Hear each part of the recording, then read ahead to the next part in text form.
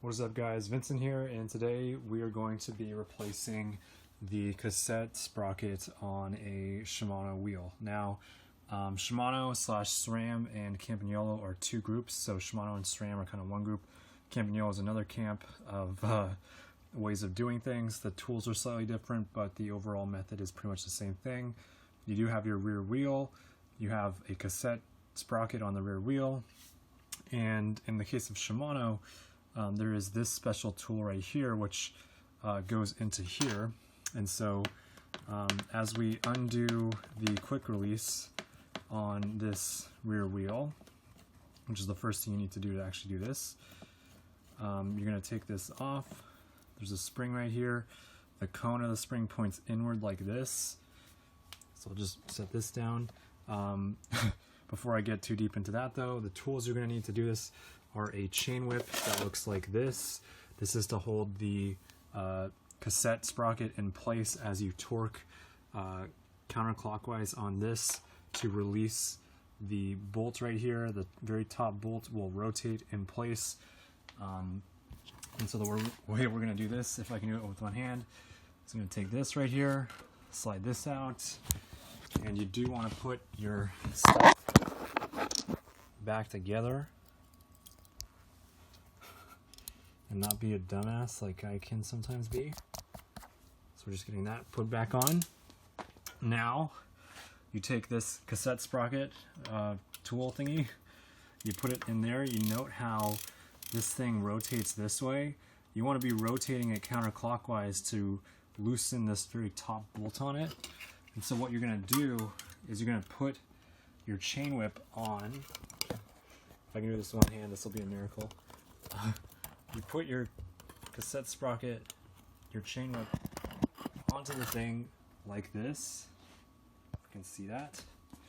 Then we're going to take this wrench right here, and we're going to basically rotate. You're going to be pushing the big wrench this way, and you're going to be holding this chain whip in place. And when you do that, so I'm going to do it now. So basically you should have a setup that looks like this. Once you've done that, I'm going to hold this part, and if you can see that, we've now broken free the top bolt on this thing. And this job gets very dirty, so I do strongly recommend that you wear gloves, unlike me. Take this thing out. This bolt is now free, so I'm going to slightly leave it on. I'm going to take your chain whip off, and then we're going to make a note of this, how this whole thing will come off, and I don't want to get my hands filthy just yet. So I'm going to take this off, and I'm going to put on the new cassette sprocket, and then I'll show you guys how we torque this all back down. After we take off the old sprocket, I do strongly recommend using a zip tie to hold all these things in place, because the order really does matter. Also, I should probably clean this, but I have a new one, so I don't really care. The other thing you're going to want to make sure of is that you kind of give everything a good clean. It doesn't need to be sparkling like a lot of the videos you see, but just a decent clean. And you will perhaps need a spacer. So the spacers sometimes do have a directionality component to them, like it'll only go on this particular orientation. So you slide it on first, then you take your new sprocket, and the way I usually locate these is by looking for this smallest pin on these, and just trying to find it. It's right here next to that HF sign. I'm going to line it up on this thing just like that, and then in theory it all slides on pretty nice and easy. Doing this with one hand is a little tricky, but basically we put on these things, and then we're going to take this thing may have to get this out like that. Okay, got one last piece that needs to go on. And again, I usually look at like the smallest thing here, the smallest little, yeah, that part. Basically, you just align it to the point where this thing sits down nicely, just like that. Then you take your top cap here, and you can begin to thread it on. Then you'll take your tool that you use to take it off, catch it into the hole.